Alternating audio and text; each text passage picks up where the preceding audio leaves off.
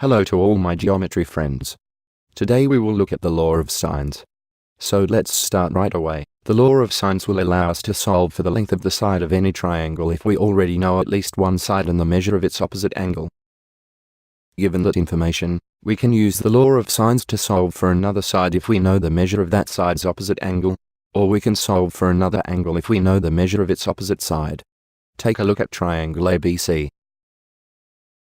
I added the altitude B, E, and I labeled the length H. In this demonstration, we will work only with angles A and C. Let's start by using the definition of sine to set up two ratios. First, the sine of the measure of angle A equals the ratio of H over C.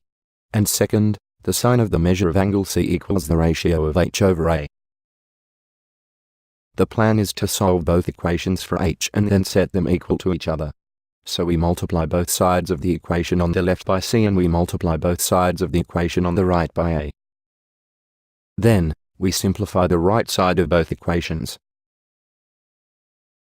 And now have both equations equal to H. Since they both equal H, we can use the transitive property to set them equal to each other. Next we divide both sides by C and by A. After we simplify, we are left with sine of angle A over A equals the sine of angle C over C. If we were to draw the altitude from C to side AB, we would use the same argument to show that the sine of angle B over B equals sine of A over A. Hence all three ratios are equal. Now we can use these equations to solve for a side or an angle of triangles that are not right triangles. There is one problem when using law of sines if the triangle is obtuse. If you use the inverse streak function to solve for an angle that is obtuse, the calculator will give you its supplement. So if the unknown angle is 120 degrees, the calculator will give you 60 degrees. That is because the sine of an angle is equal to the sine of its supplement.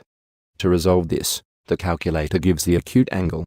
Therefore, you need to be aware of this when using law of sines. See you in class.